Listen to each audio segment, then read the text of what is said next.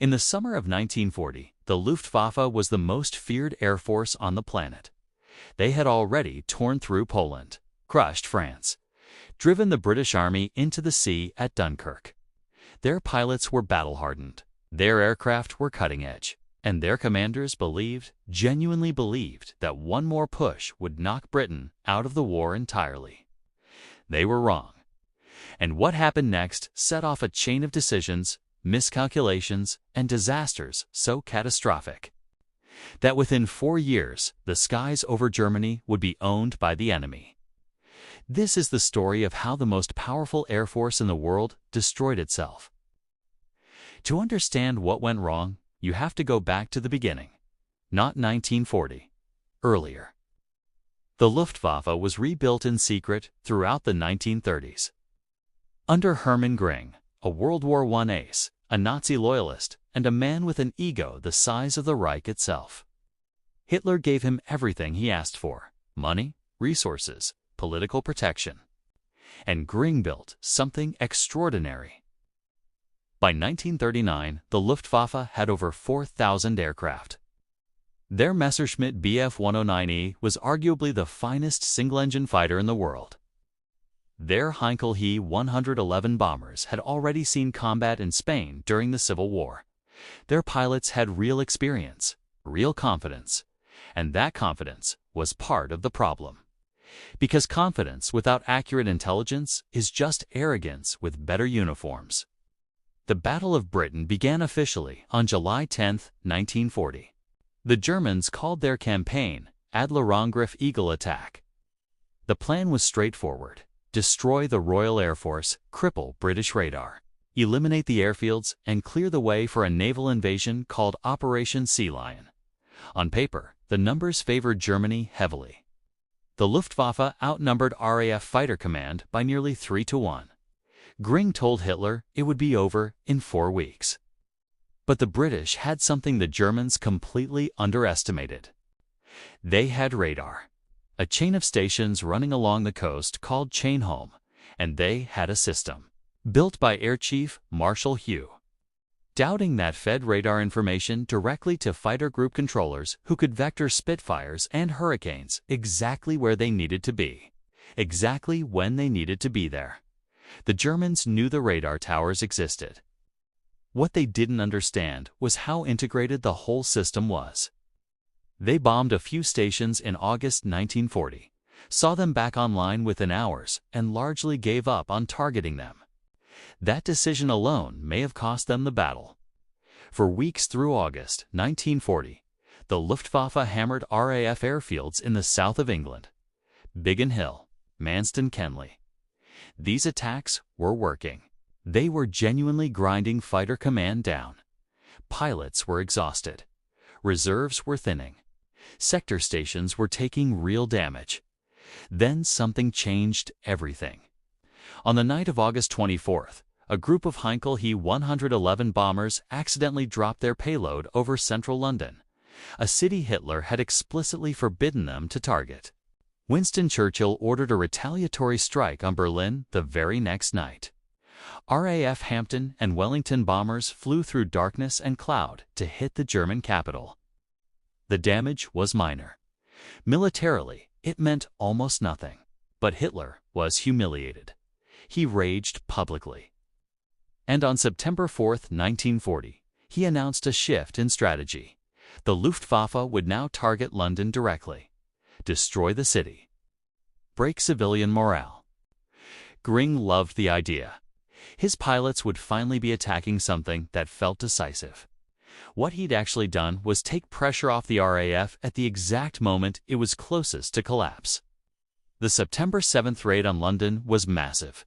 Nearly 350 bombers escorted by 600 fighters filling the sky over the Thames. It was terrifying. But RAF Fighter Command survived. The airfields were repaired, the pilots rested, and the radar network held.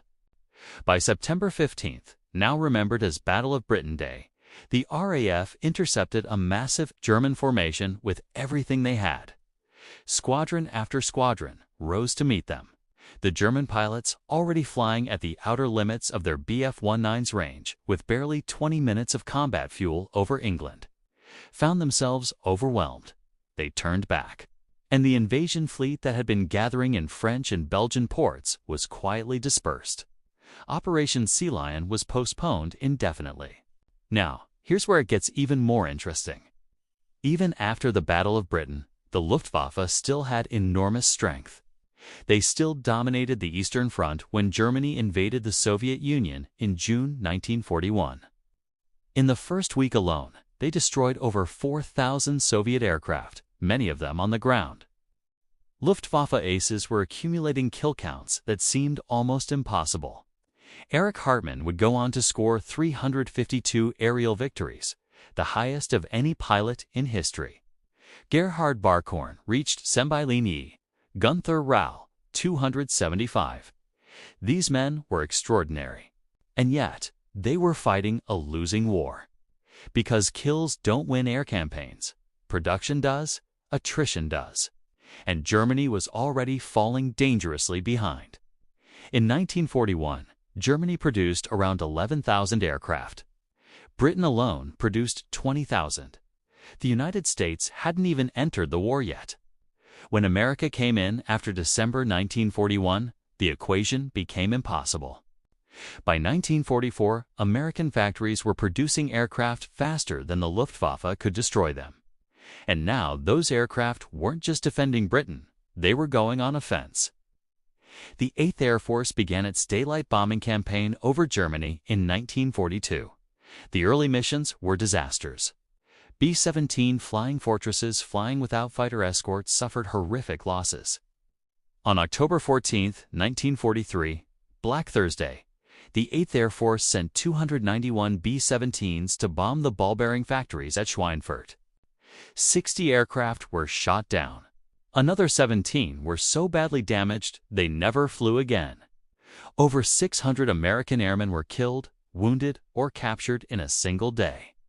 The Luftwaffe's twin-gen Bf-110 destroyer units and single-engine FW-190s tore through the formations.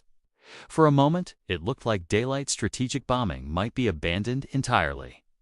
But then came the P-51 Mustang. The Mustang, fitted with a Rolls-Royce Merlin engine, changed the entire war in the air.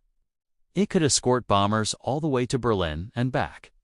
It could outturn, outrun, and outclimb most German fighters at altitude.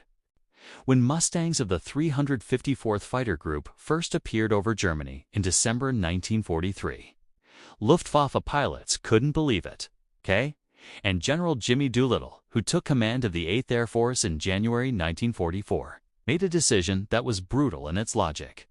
He ordered his fighter pilots to stop flying tight defensive escort and start hunting. Go after the Luftwaffe wherever they found them.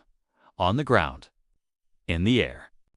At their airfields, during Big Week in February 1944, the Allies launched 6 consecutive days of massive bombing raids, designed not just to hit factories, but to force the Luftwaffe into the air and destroy them through attrition. It worked with devastating efficiency. The Luftwaffe lost over 355 pilots during Big Week, experienced irreplaceable pilots. Germany's training pipeline had been compressed to save fuel, meaning new pilots were arriving at the front with sometimes fewer than 150 hours of flight time. American and British pilots often had double or triple that. By the spring of 1944, German pilots were being sent into combat half-trained against veterans flying superior numbers.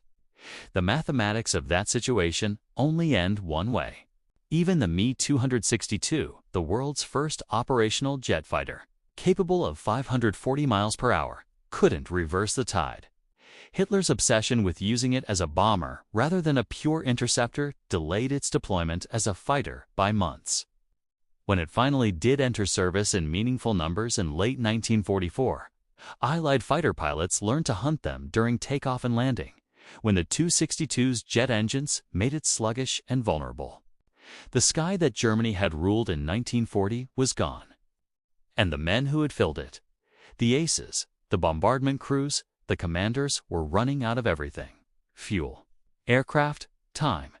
If you enjoy real, untold war stories like this, make sure you're subscribed, because this is just one of many forgotten chapters from World War II. Sonnet 4.